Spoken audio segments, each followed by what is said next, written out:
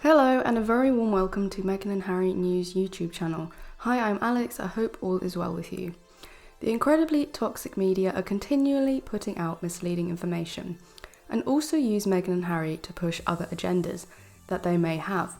One thing I have noticed, especially in the UK and in the media on the television, is that when they have a couple of people debating the issue on television, one will be a person of colour and the other will be white. And they will usually have opposing opinions, so that they argue between each other. It's as if the media want to exacerbate racial issues, and they use and exploit Meghan and Harry and the media attention on them to do this. Here is an example of this. Eden Confidential Meghan Markle hits the wrong note with global opera star Danielle Denise as soprano 43 hits back at Duchess of Sussex attack on racist Britain. It states in the first line of this article, Meghan Markle's claims of widespread racism in Britain were described as very unsettling by opera star Danielle Denise in comments to the Mail last night. Now, I don't know who this opera star is, but Meghan has never claimed widespread racism. This is a lie.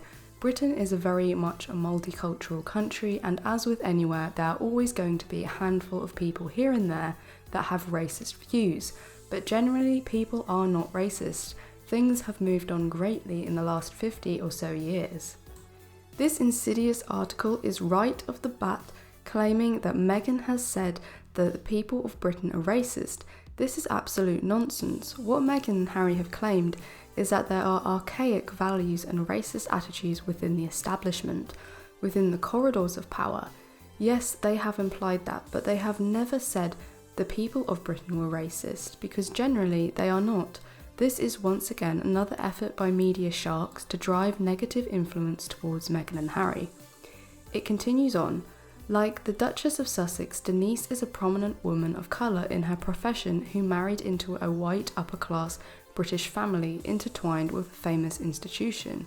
However, the soprano who is married to Gus Christie, executive chairman of the Glyndebourne Opera Festival, said did not appreciate the comments made by the Duchess during bombshell interviews with Oprah Winfrey. What I think is strange is to get to your home country of America to say that the entire country of Britain is racist. I find that very unsettling. It is not to say that racism isn't everywhere, because it is, but I don't think you can tar everyone with the same brush like that. To say a whole community of people are racist, that hasn't been my experience. They implied that members of the royal family may or may not have had slight racist opinions that were old-fashioned.